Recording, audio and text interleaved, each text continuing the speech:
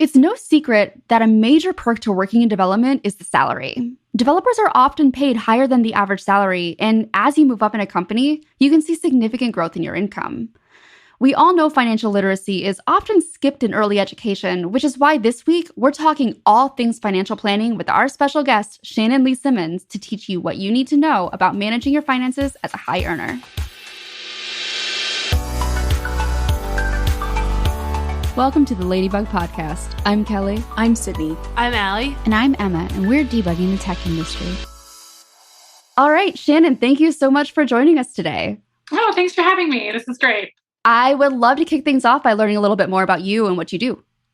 Sure. So I am a certified financial planner and a chartered investment manager by trade and by credential, but I also founded and own and operate the New School of Finance, which is a fee-only financial planning company in Canada.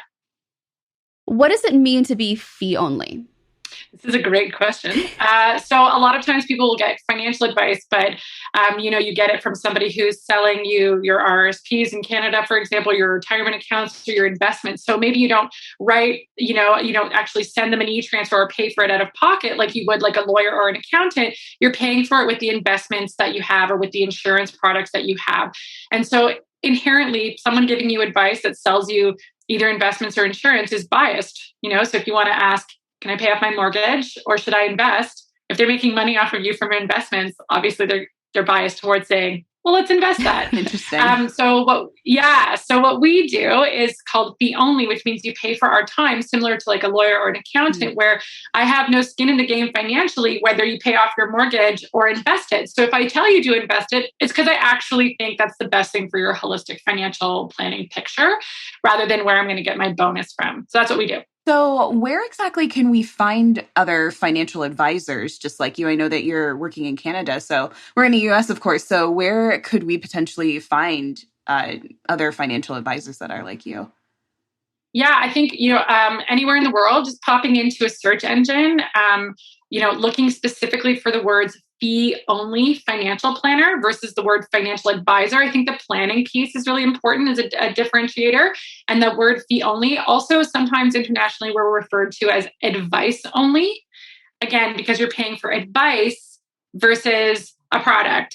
And so if you put that into like a local search engine, you probably come up with a bunch of directories. There's tons of them internationally. Like, I think that it's kind of the financial planning industry is moving towards this. I mean, I've been doing it now for over a decade, and the shifts I've seen and the interest in this in the last 6 years has been mind blowing. I think more and more people want to pay for advice and then implement elsewhere. Yeah, that makes sense. That's what we do. Yeah. So we have a financial advisor who we just meet with to kind of like pulse check where we are, but we kind of do everything ourselves. That's right. The other thing is in the States, and I don't know if this is specifically to the US, we often look for the word fiduciary. Yeah. As somebody who's kind of legally obligated to act in your best interest as opposed to, as you explained, telling you to invest because they're going to make money from it. Yeah, that's right. And I think also making sure that you're looking for those credentials, right? So someone who's like a certified financial planner, and that's also the same in the US as well. And so that because there's not a lot of regulation, at least in Canada, around who can call themselves a financial planner. And so you really want to make sure that somebody is held to that like fiduciary duty and that higher standard of care. Nice. Good to know. For sure. So what exactly does it mean to be a high earner? Because I feel like that could kind of vary by definition. 100%. I think you just nailed it. I think it depends on what somebody considers a high earner for themselves. So here's where I would say somebody is a high earner. I think there's two perspectives to keep in mind. I think that there's the financial industry and what they consider the elusive day, a high earner. So there's this weird acronym, and I used to work on Bay Street, which is Canada's version of Wall Street. And there's this acronym at the time that used to irk me. It was when you would target young earners, and they were called Henrys. That's actually still a term that's used. I'm in e-commerce, and we use Henrys as a description of who's buying what. High earner, not rich yet. For anyone who has never heard that before. I've never heard of that before. That's fascinating. Okay. So these would be people that from like a sales point of view, you would be targeting because they are considered high earners, and there's lots of potential. So these are people usually making around 6-figure plus. And so there's that definition, but that's not the definition that I actually use because I see people from all walks of life because we don't need those high earners or certain assets under management to have somebody as a client. I think someone is a high earner when they have enough after tax cash flow or after tax or after deductions, like money coming in on a monthly basis or an annual basis, where they can pay their bills in a home that they love, whether it's rented or owned. It's a place that they feel safe, secure, and proud of. That's number one. They have the transportation needs met, again, however they want it. So some people love, taking transit and riding bikes, and some people want to own a car that they can drive around. It depends on what you need, but they can do that without stressing about the financial aspect of that. They have insurance in place that's enough to just cover risks, so they can afford to do that if they lose their job or whatever. Like that piece is on lockdown. They're saving enough for retirement. So again, what is enough? But they're able to put away money that makes them feel like they have a plan for the long run, and that it's not putting so much anxiety on the day-to-day grind of life. And last but not least, yes, they're paying attention to what they're spending. I mean, I don't think anybody, even if you're a high earner, except for Warren Buffett and that kind of level of wealth, you can just make it rain all the time. That's not really a realistic thing. But you have enough spending money that you don't feel broke 24/7. I think, to me, that's a high earner. And here's the catch with that. I see people who have six-figure incomes all the time who I would not consider that, because they have leveraged themselves too high with a house they can't really afford, or their expenses are too high. So yeah, the number on your T4, which is our at tax time, what we get to tell the government what we earn so we can pay taxes. So that number might be high. But are you a high earner if everything you earn is already promised to someone else and you're going into debt? So I think high earner, there's a concept of it, and then there's a lifestyle. That's a really holistic take. And I really appreciate you actually saying that, because that's something that I'm still trying to figure out myself when it comes to being a high earner and as a developer. And I think that one of the biggest questions that I see, as well as having myself, is whether you should be trying to save more money as the goal to be more of a high earner, or pay off your debt first to then kind of help that kind of be a reduced risk and cost for yourself in the long run. So how do you decide kind of what to do with your money to become a high earner? Yeah, I think that we need to come back to this concept of net worth. So net worth is a jargony way of saying what do you own at the end of the day? Yeah.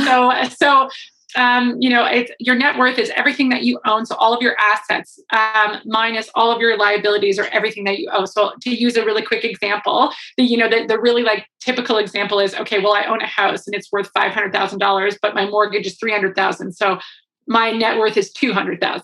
So when you say that house is worth $500,000, but if that person's mortgage is super high, that their net worth is reduced by that, right? And if you're a renter, then it's okay, well, add up everything in your retirement accounts or in your savings accounts, and then subtract any debts that you have. So if you're in the US and you have a 401k with 100,000 in it, but then you also have student debt of 80,000, then your net worth is 20,000. Right. So I think that is a really important concept to answer this question, because I think it feels really emotionally satisfying to build savings. It's very forward looking. What am I saving for? It's for the future. It's really satisfying. And then to pay off debt, whether it's student debt or credit card debt from something, or line of credit, feels yucky. So it feels really good to see $1,000 go into your retirement account than it does to see a student line of credit go from 20,000 to 19,000. But I would argue, from a financial planning perspective, the impact on your net worth is the exact same. You've improved your net worth by $1,000, whether you put it into a savings account or paid off $1,000 of principal. Wow. So I'm stoked about it either way. But this is why this question is so fraught, because I think people logically know, paying down debt is good, but it doesn't have the same emotional win as saving. And so people pay their minimums or struggle with debt in a different way because it's not as fun. So I would say, how do you balance it? Well, for me, if we know that your net worth is increasing no matter what, and paying off debt is a form of savings, that's a perspective shift that really needs to happen for people. Then I would look at the return on investment. So if you've got a line of credit that's charging you, 6% guaranteed every single, you're paying that monthly interest all the time. What investment product is going to guarantee you 6%? I don't know if there is one that's going to guarantee it. Sure. If you invest it, maybe, but it might also have volatility and go down. So if you look at the math there, I think that we can get on side with the mathematics behind paying down debt. And then the other thing that I often will say to people is the long-term emotional win of paying down debt often trumps the short-term win of saving. So like that first initial inertia is hard, but when you see it actually working and you can see the finish line, you really feel like you've accomplished something, because debt has a way of making us feel bad with money, even when we're not. I had to laugh at what was actually going to give you a guaranteed 6% return. It made me laugh because high yield savings accounts used to actually be high yield savings accounts. Like Marcus, for example, is now like 0.5% interest. So still better than like a checking account where it's like 0.01%. Obviously, right. It's still like 50 times that. But it's kind of funny putting into that perspective. Like there really is no guarantee on that kind of return. No, not a guarantee. I think that you can, project and hope for, and sometimes it'll happen, but sometimes it won't. And so I think that word guarantee is really an important one. For sure. So in terms of net worth, I know there are benchmarks that exist on the internet as far as like, here's where you should be based on your age. And I know that everyone's living situation's very different, especially, being in a more high earning career path. Yeah. Should we care about these benchmarks? No. I absolutely think that's like asking, what should I weigh? I think it's the exact same bullshit. Sorry, I swore. I don't know. No, you're fine. Totally fine. Thank you. Thank you for saying that. I didn't check the rating. So I think that you can get caught up with trying to meet goals that don't work for you. The comparison game is fraught. The FOMO, the resentment of your own situation, all of this shit is so unhealthy for your relationship with money, your relationship with your career, your relationship with your colleagues. Don't focus on something like that. Focus on what you need and how you're going to get that given what you're working with. And then make goals that are realistic within that stratosphere. And you will be a happier, healthier person for sure. I have been doing this for a long, long time. And the comparison game is fraught, and all those benchmarks are make people afraid. And often they come from the financial industry, which is trying to get you to save more to make them more money. So the more you terrify people that they don't save enough, the more money they're going to throw in at RSP season in Canada, or like they're going to panic and do that. And so, yes, saving is good, of course. And nobody, we have to have boundaries, and there has to be a concerted, mindful effort with money. I'm not saying that, but what I'm saying is these like flat line, here's where you should be by this age is no, please don't, anyone listening to this, please don't pay attention to that. Get something customized for yourself, because that's the only way that you're actually gonna be able to celebrate your own wins. So then that gives me kind of a segue to another question. Where should you keep your money? Like, I know that having it just kind of sitting in a bank in a savings account isn't the greatest, but like, should we keep it liquid? Should we keep it in investments? How do you think that should work? Yeah, this is like the $1 million question, but I'll give some feedback on that. So I think the first thing that everybody wants to do is check in and see if you have any consumer debt. I know that that's like the age-old boring yawn thing to say. But if you have, consumer debt that's like charging 19% on a credit card or a really high line of credit, I'm not talking about like a car loan or a mortgage. I'm talking about consumer debt that's expensive, and also causing that like chaos or feeling like you don't have control over your money, because that feeling alone is really detrimental to your finances. So focusing money there first. If you do have free cash, like after you pay your bills and you have your spending life, and now you're like, hey, I can do something with this $1,000 a month or $500 a month or whatever that chunk is after you've paid your bills and you've eaten, and like lived your life. So what do I do with that? So let's put it onto consumer debt first. Because it is building your net worth. So you're not going to have a great retirement if you are constantly sinking into debt. It's all going to catch up to you. You're not going to qualify for as much of a mortgage that you might want to qualify for if you have bad credit from debt. Like, it impacts everything.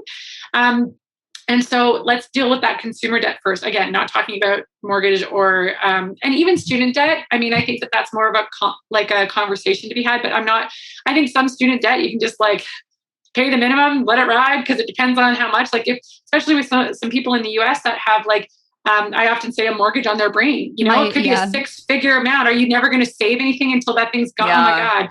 So I think student debt is something that I can depends on the person, depends on their income, depends on the situation. But consumer debt, no, it's a big one that we want to tackle first. Then we want to make sure that we have an emergency account, which again, until the pandemic, didn't get a lot of love, not very sexy. Like, putting it into a high interest rate savings account that's liquid felt boring and annoying, especially when you hear about people making much more by investing their money or doing other, more risky things. However, that emergency account can act like a blanket of calm if you lose your job or if there is a pandemic or if your health takes a dive. And again, someone who's seen that happen in real time over the years, you start preaching about it more because you see how important it is when you look back at how many people, like I'll never forget when the pandemic hit. I had over 350 meetings during the first lockdown, and the people who had emergency accounts were just less stressed. It doesn't mean that they weren't stressed. They were just less stressed. And I think that is huge. So consumer debt, a little bit of mad money for your emergency account that you're stored away just in case the worst happens. And then once those two things are on lockdown, that's when we start to play with the more fun investment stuff. And then at that point, I think throw it into your long-term accounts, your retirement accounts, whatever.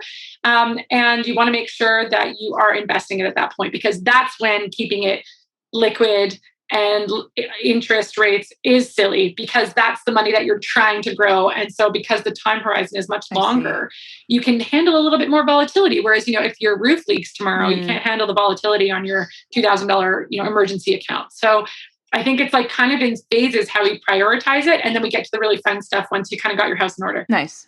In terms of the emergency account, do you have a recommendation for how much somebody should have in there? I usually hear between 3 and 6 months worth of expenses. Yeah. I feel like that's so unrealistic for so many people. Really? Yeah. Right? Imagine your life costs $4,000 a month.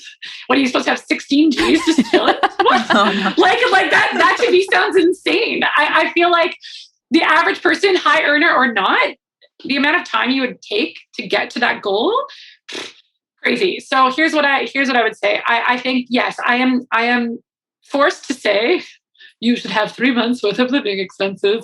This is what everybody expects me to say. And I think if you inherit a bunch of money or you get a massive payout and you can, here's my $15,000 emergency fund. Great. If you can do that, that's awesome. You'll feel very secure. What I really think you should be thinking about is an emergency account works in 2 ways. One, we want that initial amount, like a little amount. And I usually say, if people are not sure, start with the idea of $5,000, like a $5,000 cushion. Would that $5,000 pay your bills for 1 month or 6 weeks and allow you to eat for at least 1 month or 6 weeks? Would it pay for most typical house emergencies or most typical, oh my God, this broke, or oh my God, this happened, those oh my God moments? Would it pay for most of the typical ones? I'm not talking about I need to spend $15,000 for a roof tomorrow. I'm talking about the oh shit moments, right? Start there. And if you feel like it's not enough for your life, then, try maybe $7,500 is the right amount. If you feel like that's overkill and that would see you through, maybe you're a fire person, which is financial independence to retire early. And that would be 6 months alone. So starting with $5,000 and kind of seeing where that would go. And then ratcheting it up for trying to make it at least, I think, 6 weeks. If you're in tech, you're probably able to get a job faster if you got laid off, or think about what your emergency is and how long you'd have to go without it. Without income. And then the second piece that I think is actually more important that doesn't get talked about a lot is that it's not about reaching $5,000 and then chilling. It's actually about actively putting money away every month, $200, $150, whatever that is, to build on top of that so that you continue to use it above that 5,000. You kind of keep that 5,000 as your nugget. So a great example is I had this client who's he had his 5,000 and then he kept putting $200 away into this slush fund or emergency account or whatever you want to call it. And then his laptop broke and then this happened and then this happened and then this happened. When we met the next year, he was I'm so mad. I was putting all this money aside and I still am back at the 5,000. I'm yeah, great. That means it's working. Good for you. You didn't put that on debt. And he was oh, kept thinking because I'm saving, it's supposed to be accumulating, but an emergency account doesn't work like that. It's there to keep you out of debt. It's not there to build your net worth. That makes a lot of sense.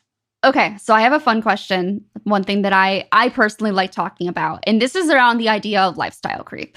So especially if you're maybe second career in development, maybe you weren't making, $75,000 a year, 6 figures a year, and suddenly you are, and then suddenly you have all this money available to you. It's really easy to kind of creep into spending a lot more of that. So how do you balance avoiding lifestyle creep, but also being able to enjoy your money? Yeah, this is something that a lot of my clients who are in tech deal with. I like, especially as that second career thing is so real. And so I think that there's two things that happen. One, people who've been living on the cheap for so long, all of a sudden they're either like, I can't spend anything, and they almost hoard money. And that's from like, maybe a decade of scraping by and not even knowing how to have a lifestyle creep because they're so used to being hand to mouth, which I don't think is the healthy way to live either. And then there's the other, which is like, make it rain.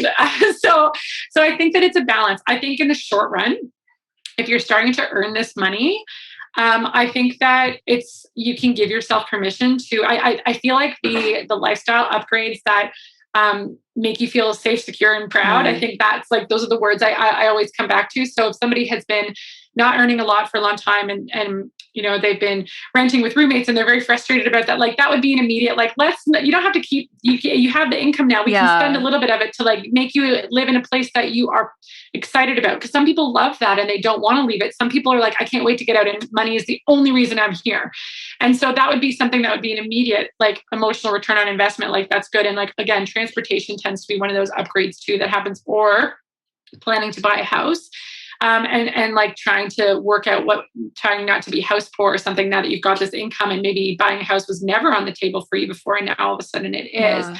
And so I think that it's striking the balance comes down to mapping it out. I know that sounds ridiculous, but having a plan. So what can you spend without guilt? I think that's like really the emotion that we're trying to avoid here, because you should be able to spend some of your hard-earned money without guilt. I think, we're not just on this planet to save.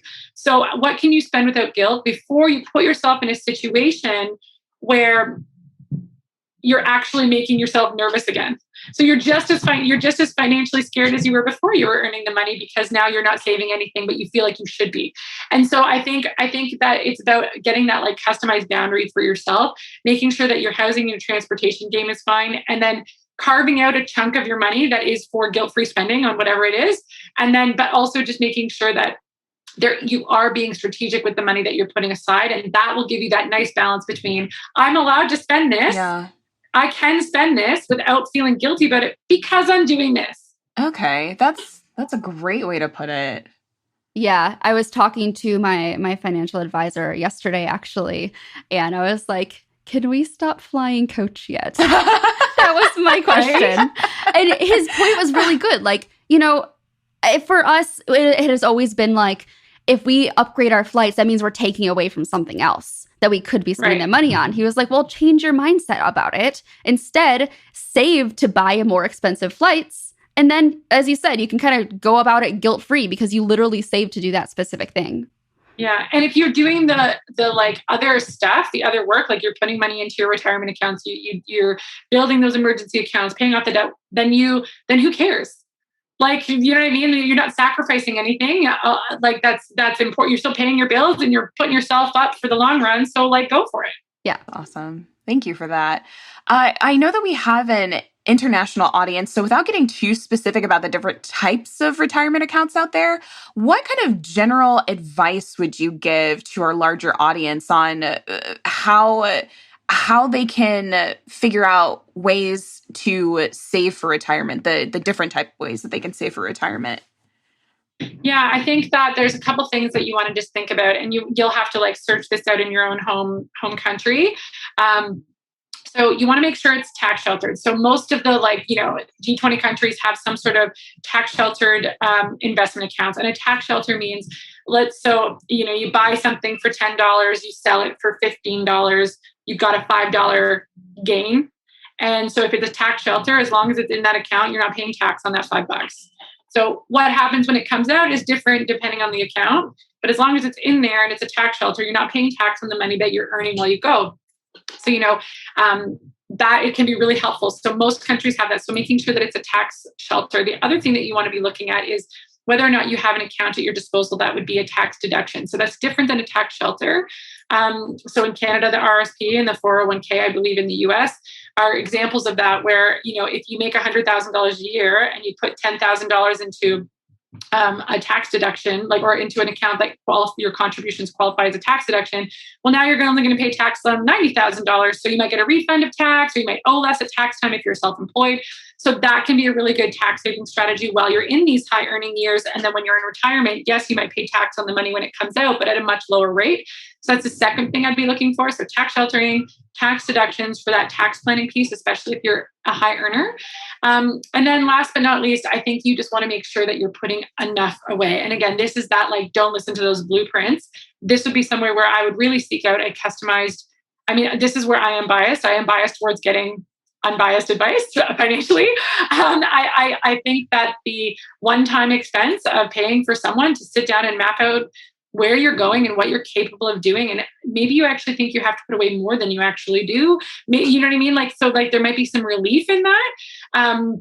And with a couple of tweaks, you can make the most out of your money so that you can still have a life. And so I think getting that number for yourself and for your household, that is so important so that you have full faith that you're doing it strategically and you're also doing it like doing enough. That makes sense. So I have a question. It's something that my husband and I actually kind of battled with for a long time before finally seeing a financial advisor. There's obviously a cost to seeing somebody about this. When is the right time to actually see somebody, I guess, where you're actually going to get the most benefit out of the cost that you're paying? Well, it depends on the cost, I think. So one thing that like at Municipal Finance, we try to be really accessible. And I don't mean that, what I mean is that it can be really expensive. So I've tried to take a model that makes it accessible to people who aren't able to spend like $3,000 on a plan, which is bananas.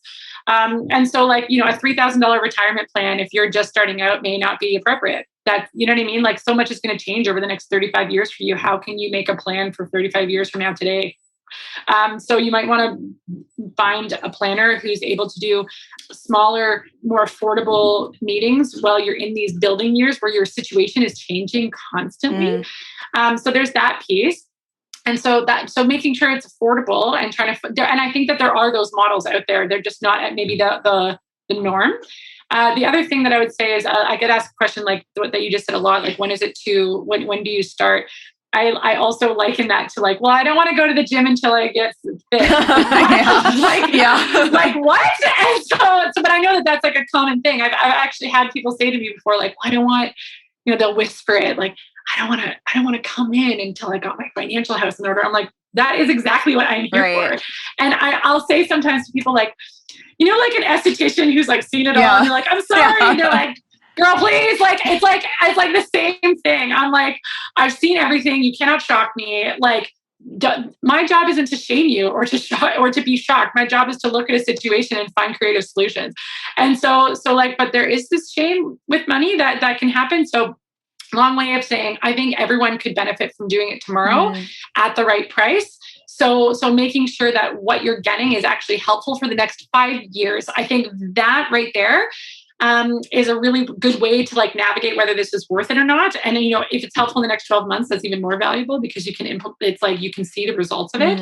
And the other thing to keep in mind is if you're paying out of pocket for something is often you won't need an annual check-in unless things are really rapidly shifting in your life. So often you can pay once and then come back in like 3 years. And so if you amortize that out over 3 years, it's really not that. And I often say to people, like, what would you pay your therapist? No, that makes sense. In a year? And it's like, you know what I mean? It's like for that financial peace of mind. That's a good way to think about it.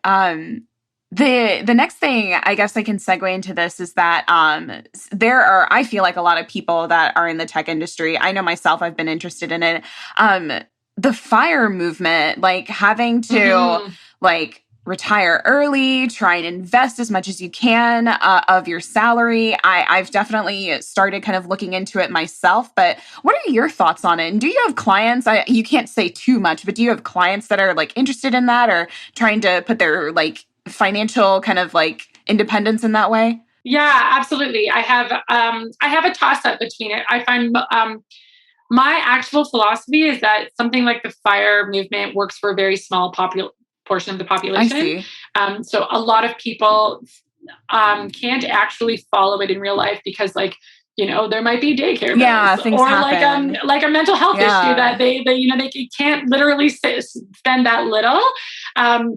And so I think that FIRE is great for some people to actually follow. What I think is groovy about the FIRE movement is that I think it put saving on the radar for people in an which, people will dilute down and take what they will from a movement and implement it into their own life. So I think it was really great from that point of view, as long as people aren't feeling like, frustration of their own failure to follow it that intensely. The other thing I think about FIRE is that I think it speaks to a broader issue of this feeling of semi-hopelessness about the future that our generation is dealing with like climate change and the chaos of like, global politics, especially in the last like 4 years. And I think that there is this sense of automation that maybe you won't have a job in 15 years. And so there's this desperation to make sure that you make hay while the sun is shining, that you get out. And I also think it speaks to burnout in the tech industry that, yes, you're making lots of money, but at what cost to your mental health? And so there's this like, get in, get out, be intense about it. And then you can finally relax. You can finally be you. You can finally take care of yourself. So I have issues with it. If that's the escape that it's offering someone, then I think that, you're still going to have to do that level of work or being militant with yourself for a decade at least. Even if you're earning a lot, it's a long time. And like, at what price? Like, what's the bigger issue that you're escaping from? I think that like, is this a fear-based decision or a joy-based decision? I think that's something that to ask yourself if you're interested in FIRE. I have a lot of clients who are Virgos. They're into it. I love the Marie Kondo vibes that you're giving with this right now. Just that makes me feel good about this. I think that there isn't one right way to do money. And I think that maybe is like a newer way to think about money because people think it's math and it's very black and white, and it's not at all. We're human beings. We make emotional decisions. 90% of our life is made emotionally, and then 10% is a spreadsheet. Oh, wow. I love that. I love how much focus you put through this entire interview was on the emotional side of things, because you're absolutely right. I mean, money is very much an emotional topic. Yes, I'm also a certified life coach, and I think that. Oh, well, then there you go. I always make the joke that I'm like, just like I sit there with, yes, this is a financial planning meeting. Right. Really, it's not. I'm just like coaching people. I love it. That's a good combination. Yeah, it's a rare one. But an important one, I think. For sure. So, really common in the tech world are working for startups. And they don't always have a lot of capital to work with in terms of salaries. So 2 kinds of questions here. What are options in restricted stock units? And when should you consider potentially taking equity for a decrease in salary? Yeah. Okay. So I think that there's a couple things. One, the distinction between an RSU versus a stock option. So RSUs are like free money, essentially. So, you get an option to buy or you get vested shares, kind of whether you like it or not. So you don't have to buy them specifically. You're granted them, and then there's the vesting period. And then after the vesting period, whatever those shares are, they're yours. And so there's almost a guaranteed gain as long as they're not completely at zero. There's a guaranteed gain because you put no money out. I think that's like a really important distinction. And then once they've vested, you can sell at some point, and they can translate into cash, or you can keep them as shares. So that's the one piece of RSU. Stock option is different. You pay for it. You pay for the option to like buy these stocks later. So an example of this is, let's say that you buy the stock option to buy shares in your company at $20. And then there's also still a vesting period. And then by the time it's vested, it's like the market value of those stocks is $100. Well, now you have the option to buy them at 20. So that's a gain for you. And that's the stock option. So you've put money out on the bet that the future value is going up. So I think stock options are really good if you believe. So RSUs are great because it's free. It's free money essentially, unless the company goes completely under. Yeah. Stock options can be very good if you think that there's this massive trajectory in the future, but there's more of a risk there because you're betting on the fact that the company is the stock options will be worth more than whatever your option to buy them, the price that the exercise price.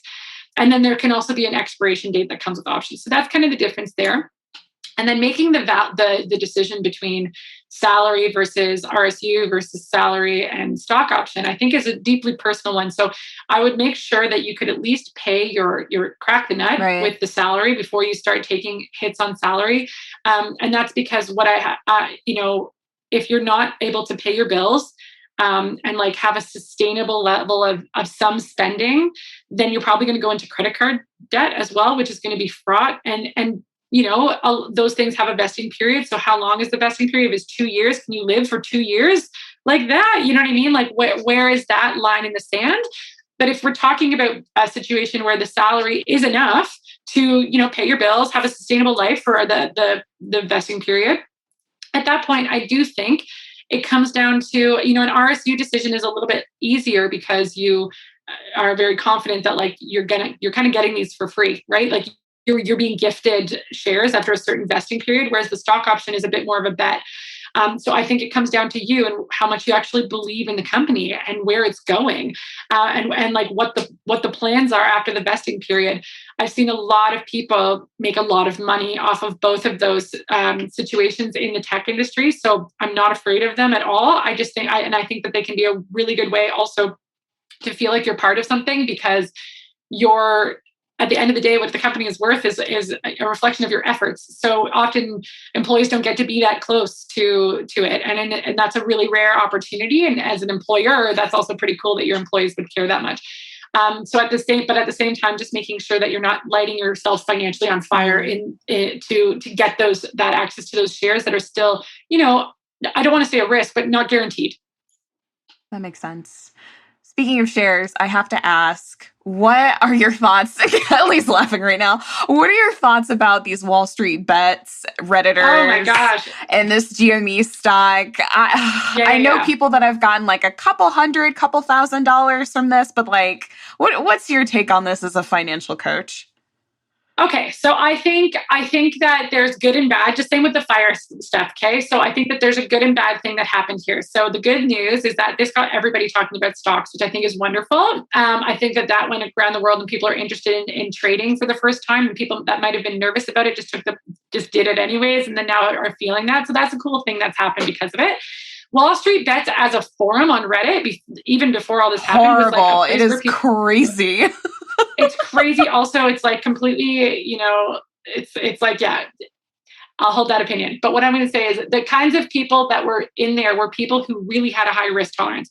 So they have this thing called YOLOing, where they put like their life savings on one stock and then try to trade it at these microcosms, like these little minor increases. But if you have a minor increase with all of your money, you could make some money off of that, right?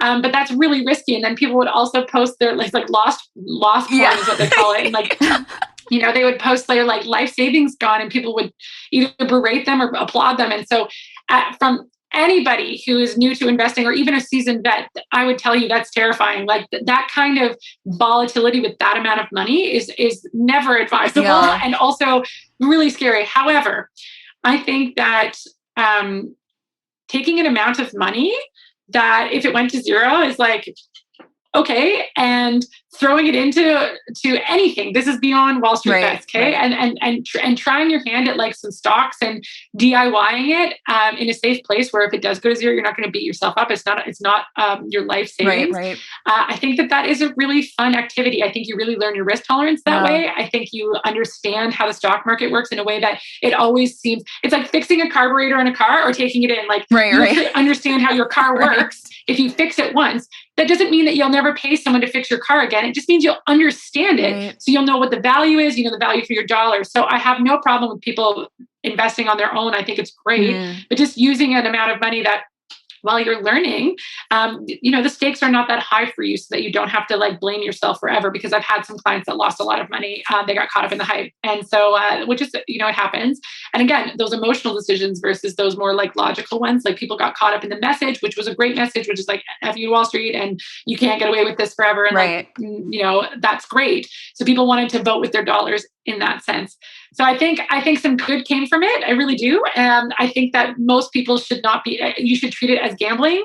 If you're going to take those kinds of options in betting, you should treat it as gambling and therefore use an amount of money that you're cool if it goes to zero and have some fun. Right. Amazing. Are there any tools that you recommend that people use to help manage their finances? The apps on your phone, I think, are very powerful. So wherever you bank or your financial institution, having knowing where your money is and how much you have in your checking account and your and what's on your credit card and stuff in real time at the drop of a dime is is the kind of clarity that that just didn't exist even like 15 years ago. Like there's that old joke about opening bank statements, and like that's like not a thing. So I think the knowing where your money's at on a month by month or paycheck to paycheck basis is huge. Because that kind of clarity, you should know when to stop and start, and when it's tight and when it's not. And so it just like keeps you in the know. So I think even utilizing those is a great idea. And then I also think that I'm not a huge fan of like the budgeting apps. Really? Because, I think they lead to failure. I think for most people, I think, you sit there and you put your 50 categories in, and then your app buzzes you. It's like, hey, you overspent on coffee, and then you like steal from pants, and move the money in there. It's such a game. It's a fraught game. You can't predict every single dollar in your life. You don't know what you're going to spend on groceries next week. And so I think trying to pretend like you can sets us all up to fail, and then you feel bad with money and you quit altogether. So a lot of times those apps work wonders for certain people. So that there's going to be people listening to this that are like, I couldn't live without this app or whatever. And that's wonderful for you. In my experience, most of the time with a lot of people, it's a lot of work that leads to them giving up and then feeling like stupid about money. So what I usually suggest, and I do talk about this in one of my books, is like having a hard limit where one checking account or one credit card is like where you can spend money without guilt. And then with the other checking account is where all of your money goes to die. And that's like for your rent or your mortgage or car payment or whatever it is. And then that's a hard limit. And then as long as it's within that spending account, just like blow it to zero without guilt. Who cares? I'm going to tell my boyfriend that. Oh my gosh, that's perfect because he's all about like being on you need a budget and everything. And I'm just like, fuck this noise. Like, this is so confusing for me. And like, I feel like I'm in like a junior, like an accountant, like trying to do that. Thank you very much for that clarity. I appreciate that. You should read Worry-Free Money. Yeah, it is. That has been one of the biggest unlocking things with my clients, with myself, that allows that you still to like be on your financial game, but without all the extra labor, without the labor intensity. Perfect. That's awesome. So we love to end all of our episodes with shout outs. You can shout out literally anything. What would you like to shout out? I think I would like to shout out, this podcast, which is great, because I think it's important that you're talking about financial literacy, especially in the tech industry where there are that high earning pieces. So you don't worry about it as much necessarily. So I want to shout that out. I also think that we already did it. I'd shout out the Wall Street Bets thing for happening, because I think it just brought stocks to the forefront of the conversation in a way that it just couldn't before. And I think people, again, take what they want to learn from that and then apply it realistically in their own life. So I think that that's good as well. And I think, I just want to shout out everybody in the tech industry too. I have so many females in tech that have earned money from like stock options or RSUs or whatever, and that had that second career that really has opened doors for so many people, like men too, but I've really seen it have big impacts on a lot of my female clients, and that's been really exciting to see as well. Amazing. Sydney, what's your shout out this week? Yeah, so since we've been talking a lot about just financial advice and things anyways, I've actually been reading this book by one of my friends on Black Tech Twitter. Simone Bees actually has a book on Amazon as well that it's called The Financial Starter Kit. And she also has a coaching program where she's helping people trying to figure out what they want to do when it comes to kind of accelerating their money and figuring out like better ways to kind of like help themselves like gain multiple six figures. So the Financial Starter Kit, I really love. I have been enjoying it so far, and I'm super excited to hear about your book, Shannon. I'm really like ready to read this. So I'm trying to just get as much kind of in as possible when it comes to my financial resources to like help me figure out like what I need when it comes to my stuff. So yeah. That's awesome. I went totally left field on my shout out this week. No judgment. Speaking of spending money guilt-free, I want to shout out Coffee Collective. It's a roastery in Denmark that I get my coffee from on a subscription. My coffee comes from Denmark. Very, very nice. That's awesome. Yeah. It's delicious. It's some of my absolute favorite coffee. What's special about them? Like, what do you like about them the most? One, it's delicious. That helps. Two, they tend to lean more lighter roast, and I love lighter roast coffee. And three, they're very particular about who they actually get their beans from. So they're, focusing on, appropriate labor and everything like that. So yeah, love it, love it, love it. Okay, so last question, where can we find you on the internet?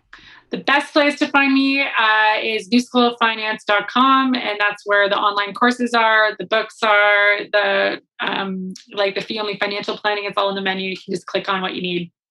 Amazing. All right. Well, that's it. Shannon, thank you so much for your time. This was an amazing episode. Yes, it was. Oh, Thank you I'm so much. happy to be here. Oh, my pleasure. Thanks for having me. This is great. So if you like this episode, tweet about it. We'll be selecting one tweeter to win a copy of Shannon's book, Worry-Free Money, this week. Woohoo! We post new podcasts every Monday, so make sure you subscribe to be notified. We also have a YouTube channel now, so I keep on saying that our YouTube link is youtube.com/Ladybug Podcast. I don't know if it actually is, but it's about to be this week, hopefully. Perfect. Okay. And lastly, please leave us a review on Apple Podcasts. We love seeing those reviews. So we'll see you next week. Yay! Bye!